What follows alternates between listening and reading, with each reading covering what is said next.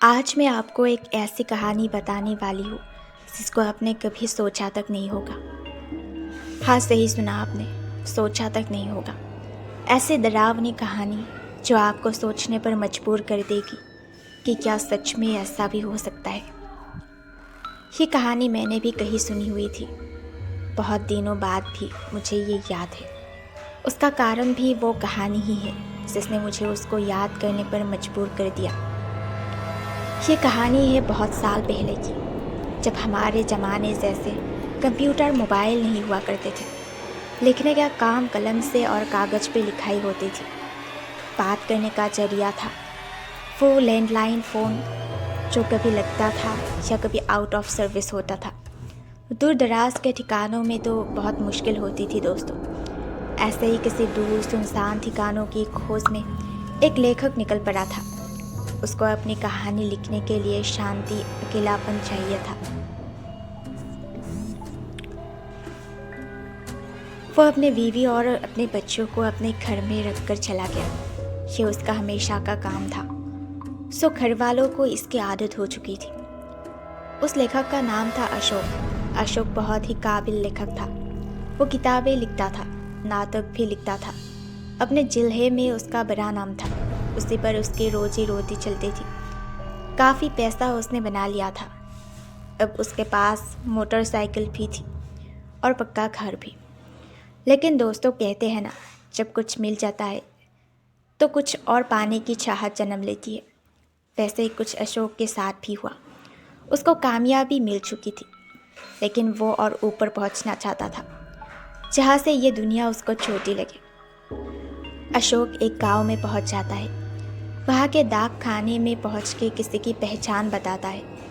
वो उसको एक पता देकर जाने का रास्ता बता देता है। उसकी मोटरसाइकिल चलते हुए एक घने जंगल में चली जाती है। हर तरफ पहाड़ और वहाँ से गिरते झरने की आवाज़ उसको सुनाई दे रही थी। एक मोड़ आने के बाद उसको कुछ घर दिखाई देते हैं। वहाँ पे फॉरेस्ट वालों का एक गेस्ट हाउस था, जहाँ पे अब कोई नहीं रहता था। अशोक ने कुछ दिन वहाँ रहने का इंतज़ाम कर लिया था। बाहर से वो गेस्ट हाउस पूरा लकड़ी का बना था, लेकिन वो अंग्रेज़ों के ज़माने का था, तो उसकी बनावट में वो विदेशी झलक साफ दिख रही थी। बाहर बड़ा सा बरामदा और वहाँ रखी एक मेज और कुर्सियाँ। उसके बाजू में लकड़ी के खंभे लगे हुए थे। उसके ऊपर मोटा सा गेरुआ रंग पोत दिया था। अशोक ने सामान रखते ही वहाँ का चौकीदार भागते हुए आया और सामान उठाने लगा। अशोक ने उसको रोका और कहा, तुम घमश्याम हो क्या? मुझे बताया था तुम्हारे साहब ने। हाँ साहब, मुझे मेरे मालिक ने यहाँ टेलीफोन करके बताया था कि एक बहुत बड़े साहब आने वाले हैं। घनश्याम ने बड़े ही सादगी से अशोक की तारीफ कर डाली। अशोक को बड़ा सुकून मिला। उसने हंसते हुए कहा, अरे मैं कोई साहब नहीं हूँ। तुम्हारे साहब और मैं साथ में पढ़ाई करते थे। मैं लेखक हूँ, कविता, कथा और कुछ नाटक भी लिखता हूँ। तुम्हें नाटक पसंद है? अशोक ने उसकी पसंद पूछ ली। अक्सर गांव में नाटक देखने आज भी लोग दूर से आया करते हैं। अपने रिश्तेदारों के यहाँ पहले दिन से ही पहुँच जाते हैं। लेकिन उस ज़माने में नाटक होना आम बात नहीं थी। लोग सिनेमा सिर्फ शहरों में ही देखते थे। नाटक वहाँ लोकप्रिय था। शाम का खाना होने के बाद घनश्याम और अशोक बाहर बरामदे में बैठ के बातें करने लगे। बाहर आग जली हुई थी। दूर से जंगली भेड़ियों की आवाज़ आ रही थी। घनश्याम अपने आसपास के जगह के बारे में बता रहा था और अशोक कभी उसके ऊपर ध्यान देता तो कभी उन सब चीज़ों को अपनी कहानी में रखने की कोशिश करता। बातें करते करते कब 11 बज गए समझ नहीं आया। घनश्याम बोला, साहब, रात को अकेले बाहर मत निकलिए। बाहर जंगली सुअर, भेड़िया और तो कभी शेर भी आ जाता है, कोई भरोसा नहीं। उसको हाँ बोलकर दोनों अपने अपने रूम में सोने चले गए। अशोक को थकान होने के बाद भी नींद नहीं आ रही थी। अब वो खिड़की खोलकर एक कुर्सी पर बैठ गया। जंगलों से बहुत ही डरावनी आवाज़ें आ रही थी। कभी शेर की दहाड़ तो कभी उल्लू की आवाज़ बहुत ही भयानक लग रहा था। उसको लग रहा था जैसे वो सब उसके आसपास घूम रहे थे। वो अब लिखने का सामान खोजने लगा। अरे मैं तो कलम लाना भूल ही गया। लगता है सामान से गिर गया कहीं पे, या फिर मेरे बच्चे ने निकाला होगा। उसके सामान में बस एक स्याही की बोतल मिलती है। आज उसका दिन बेकार जाएगा। ऐसे सोचते हुए वो वहाँ रखी अलमारी खोजने लगता है। अशोक को अचानक पुराने से कपड़े में लपेटा हुआ एक बक्सा मिलता है। वो बड़े ही असरजस से उसको खोलता है। अरे वाह, मेरा काम तो बन गया। पेन भी है और एक बढ़िया सी डायरी भी। शायद मेरे दोस्त ने मेरे लिए ला कर रखी होगी। उसको पता है मैं लेखक हूँ। अपने दोस्त का शुक्रिया अदा कर वो उस पेन में स्याही डालता है और वो डायरी खोलता है। वो डायरी बाहर से बहुत पुरानी थी, लेकिन अंदर से एकदम नई जैसी लग रही थी। अशोक घर के अंदर था, लेकिन दूर से झरनों के पानी की आवाज़ वहाँ तक पहुँच रही थी। उसने डायरी के पन्ने खोले और उसमें उसने वो पेन से लिखा, मौत का राज। जैसे ही उसने ये लिखा, जंगल में कई शिकार हो गया। बहुत जोरों की आवाज़ आने लगी। पंछी इतनी रात को उड़ने लगे थे, सारे जंगल में हलचल होने लग गई। अशोक को भी बड़ा मज़ा आया। यह जगह उसके लिखने के लिए बिल्कुल सही थी। वह अब लिखना चालू करता है। वह अपनी कहानी में एक राज के बारे में लिखता है जो अभी तक किसी को नहीं पता था। कोई मनहूस साया अचानक से लोगों की बस्ती में आता है और एक एक करके लोगों को मौत के खत उतरता है। किसी को कुछ भी समझ नहीं आता कि ये सब क्या हो रहा है। लोग भगवान को याद करके सोते और सुबह वही बाहर मौत के हवाले हो जाते थे। हर जगह मौत ही मौत। वह अपनी कहानी में ये लिखता है कि अब वो कहानी ख़त्म करने वाला है। अशोक को कहानी में मज़ा नहीं आता तो वो उसको बनाने में लग जाता। वो कहानी में थोड़ा घुमाव लाने की कोशिश में अपने कहानी में एक आत्मा के बारे में लिखता है। अशोक कहानी का आखिरी हिस्सा अगले दिन लिखेगा, ऐसे सोचकर सोने की कोशिश करता है। तभी खत खतक अचानक उसको लगता है कि उसके पीछे की खिड़की से कोई अंदर झांक रहा है। खिड़की तेज हवा से एक दूसरे पर लग के आवाज़ कर रही थी। कुछ देर के लिए अशोक एक ही जगह सुन्न होकर खिड़की की तरफ देखता रहता है। एक पल के लिए वो सोचने लग जाता है। वह दरवाज़ा खोल के घनश्याम का दरवाज़ा देखता है। उसका दरवाज़ा बंद था। अशोक ने बड़ा खिड़की में किसी को तो देखा था, लेकिन अपना बहम मानकर वो सो जाता है। अगले दिन सुबह वो घनश्याम के साथ जंगल और खेत घूमने निकल जाता है। दोपहर खेतों में खाना खाकर एकदम शाम को वो गेस्ट हाउस वापस आते हैं। शाम का खाना खाकर दोनों सोने के लिए जाते हैं। आज उसको कल की कहानी का किस्सा ख़त्म करना था। वो डायरी खोलता है। रात काफ़ी हो चुकी थी, लेकिन उसको तो काम करना था।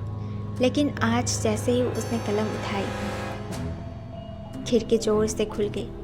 अब अशोक डर गया। उसने जोर से आवाज़ लगाई, घनश्याम। घनश्याम दौड़ के आ गया। अशोक ने दरवाज़ा खोला। अभी मैं यहाँ बैठा था तो मैंने किसी को खिड़की से झांकते हुए देखा, जैसे कोई आदमी हो। अशोक थोड़ा सहम कर बोल रहा था, साहब आपको शायद वहम हुआ होगा, यहाँ तो कोई नहीं है और मैंने बाहर के दरवाजे पर ताला लगाया है। कैसे कोई अंदर आ सकता है? घनश्याम इधर उधर घूमकर देख रहा था। उसको ऐसा करते देख अशोक को भी लगा कि शायद वो उसका वहम ही था। घनश्याम के जाने के बाद वो लिखने बैठ जाता है, लेकिन वो खिड़की बंद करके। अशोक लिखने में मगन हो जाता है, लेकिन उसका ध्यान खिड़की पे नहीं होता। वहाँ एक बहुत ही खूंखार साया या कहो कोई बुरी आत्मा खिड़की के बाहर से उसको देख रही होती है। ये और कोई नहीं, ये वही आत्मा होती है जो अब कहानी से बाहर आ चुकी थी। अब लग रहा था जैसे ये आत्मा ही अशोक से सब लिखवा रही थी, लेकिन इसके किसी को कोई खबर नहीं थी। वह अशोक भी इस बात से अभी बेखबर था कि उसकी लिखी कहानी में क्या होने वाला था। अब वो कहानी में लेखक के दोस्त की मौत के बारे में लिखता है। सुबह उठते ही उसको एक फ़ोन आता है कि अशोक का जो दोस्त था, जो इस गेस्ट हाउस का मालिक था, उसकी कल अचानक रात में मौत हो गई। पता चलते ही वो पास के गांव में जाते हैं। वो अशोक के दोस्त का गांव था।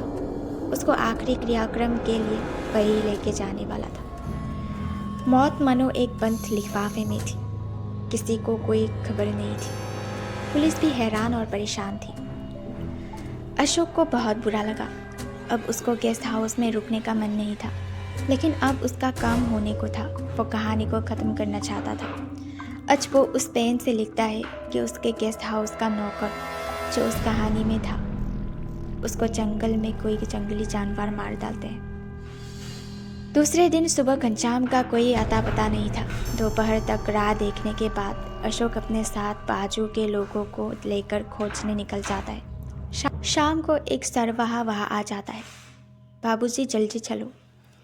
अशोक उसके साथ चला जाता है। एक पेड़ के नीचे घनश्याम की लाश मिलती है, बहुत ही बुरी हालत में।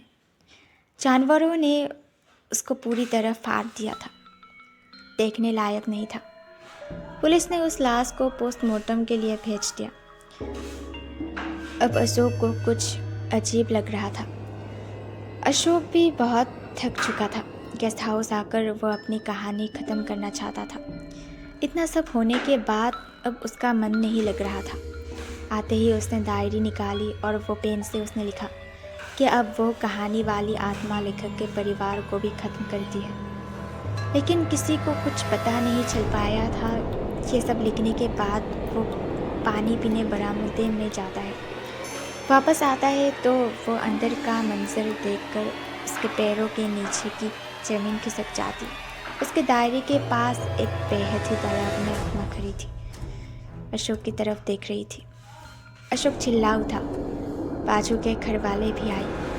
उन्होंने भी उस आत्मा को देखा।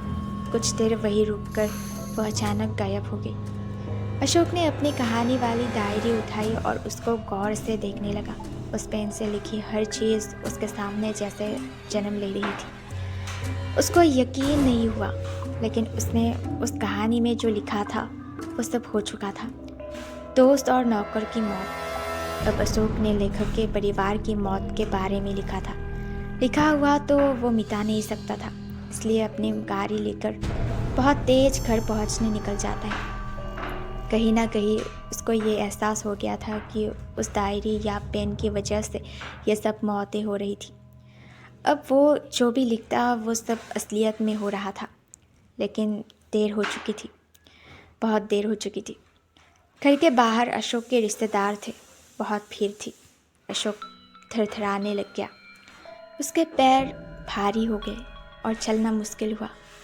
उसको बीवी और बच्चे की तस्वीर सामने दिखने लगी। उसका हंसता खेलता परिवार खो गया था। एक ही झटके में उसका सुख छिन गया था। अशोक खुद को संभाल नहीं पा रहा था। अपनी लिखी कहानी पे उसको बहुत गुस्सा आ रहा था। उसने अपनी पत्नी की चिता में वो डायरी फेंक दी जिसमें वो कहानी थी। शाम को सब रिश्तेदार जाने के बाद वो अपने आप को कोसते हुए रात तक रोता रहा। लेकिन रात को अचानक खिड़की में वही डरावना खूंखार साया दिखाई और उसका एकदम से याद आया। उसने गेस्ट हाउस से निकलने के पहले अपनी कहानी का अंत लिख दिया था। उस लेखक की मौत एक राज